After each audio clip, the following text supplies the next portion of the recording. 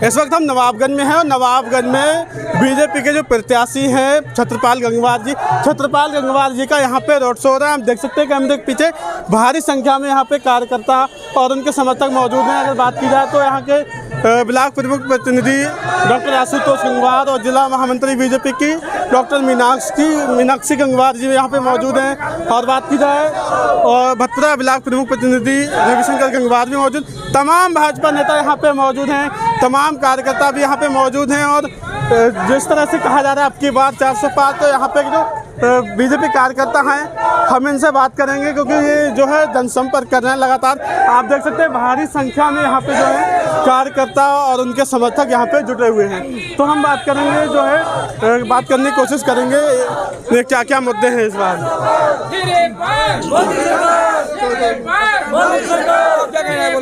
क्या कहेंगे इस बार जो नारा लग रहा है अब की बार 400 पार, किस तरह से होगा? 100% 400 पार होना है, कोई नहीं रोक रहा है इस बार। किस तरह से जो मुद्दे जो है धर्म जाति के लेके चलेंगे या विकास के मुद्दे, किस तरह के मुद्दे होंगे? हम धर्म की राजनीति नहीं करते, हम विकास के मुद्दे पर बात करते हैं। सबका विकास, सबका साथ, सबका साथ, सबका विकास। किस तरह से होगा? अरे बहुत अच्छी तरीका से होगा भाई साहब। अब की बार 400 पार है और देखना आने वाला समय धर्म जाति का मुद्दा होगा, विकास का मुद्दा नहीं, कोई मुद्दा नहीं है भाई, सब अपने हैं, सिर्फ विकास है और अच्छा और बुरे की लड़ाई है और कोई बात की नहीं है। ठीक है ना, बहम किसी के बहम में कोई ना आवे, मोदी सरकार सबसे अच्छी सरकार है। तो यहाँ पे बीजेपी के पूर्व विस्तारक सचिन रस्तोगी जी हैं, युवा नेता हैं, युवाओं की सोच क्या है युवाओं से पूछते हैं। सचिन जी क्या कहेंगे इस बार, किस तरह का माहौल है?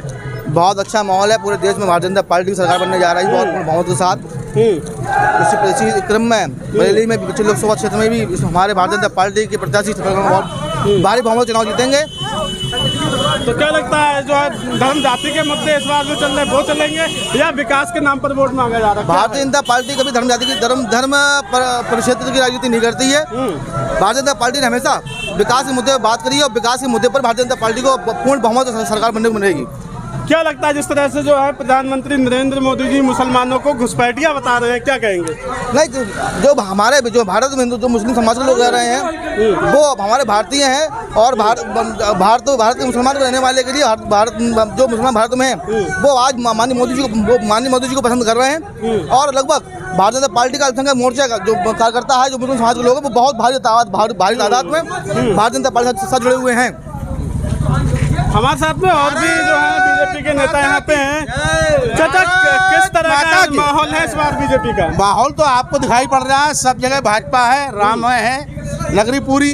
और इस समय छत्रपाल जी जो है अपने सभी वोटरों से नमस्ते करने के लिए निकले। हाँ, और लंबी जीत के साथ में उनकी लीड है और यहाँ लोग खुद ब खुद चुनाव लड़ रहे हैं।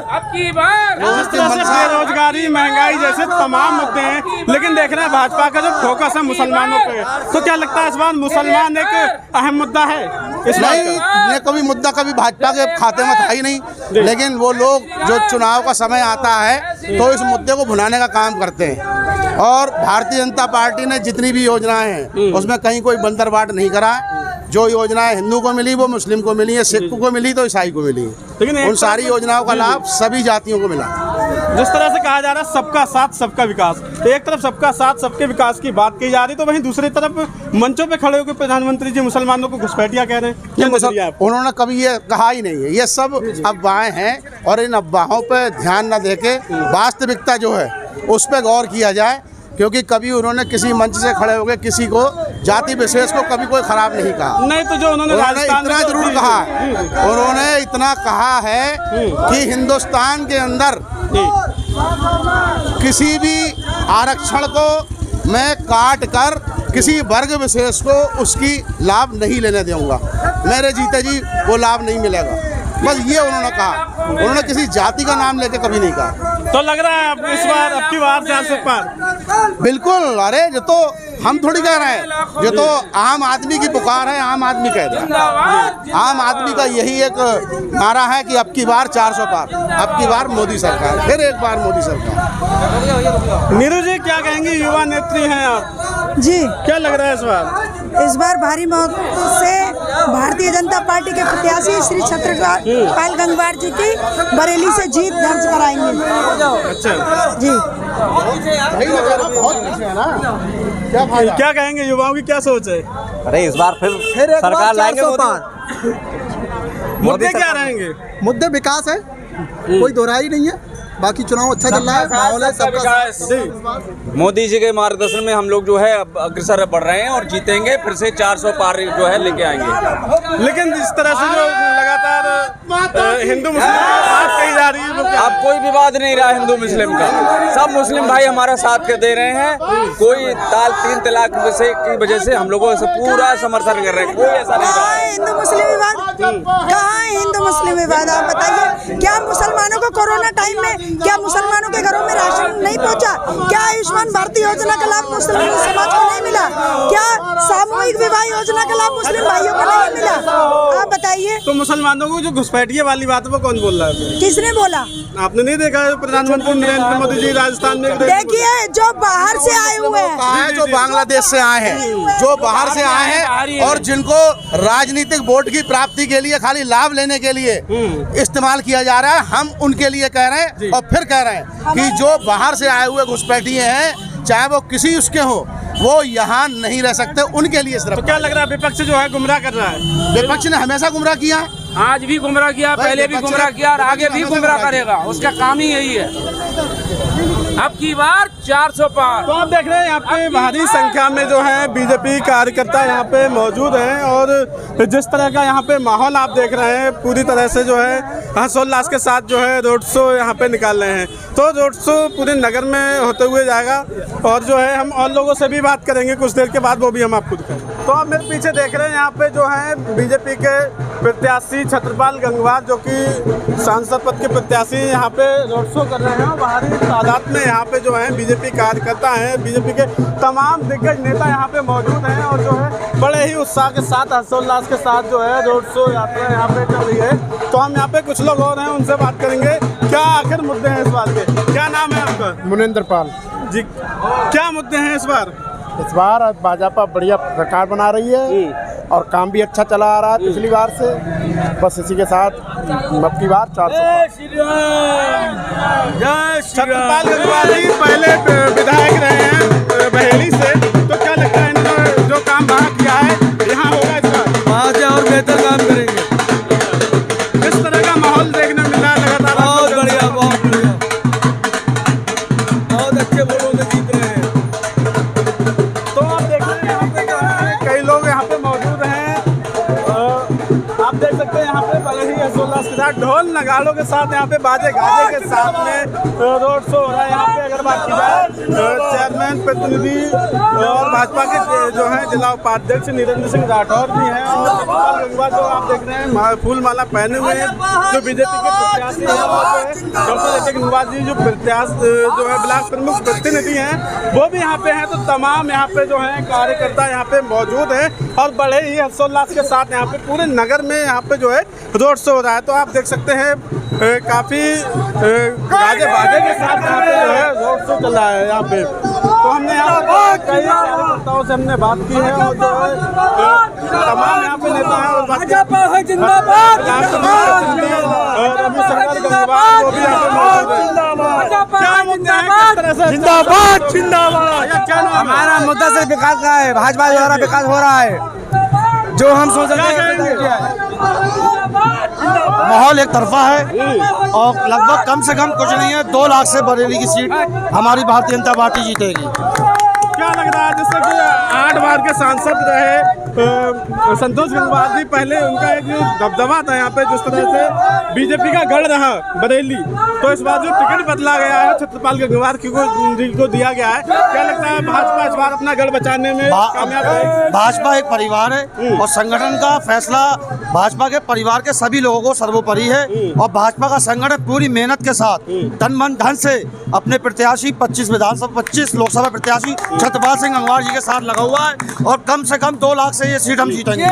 तो क्या लगता है धर्म जाति के नाम पर सरकार बनने जा रही है तीसरी बार, या विकास के नाम पे? विकास के नाम पर और सरकारी योजनाओं का जो लाभ जनता को, गरीब जनता को हमारे माननीय प्रधानमंत्री मोदी जी ने जो दिया है, आयुष्मान कार्ड, प्रधानमंत्री आवास योजना, किसान सम्मान निधि, पीएम सेवानी निधि योजना, बहुत सारी ऐसी योजनाएं जो गरीबों को मिली हैं, उसके आधार पर इन सरकारी स्कीमों को आगे भी जारी रखा जाए। इसलिए हमारी सरकार इस बार 400 पार बनाने जा रही है। आपका नाम क्या है? जामिन नकवी अजहर।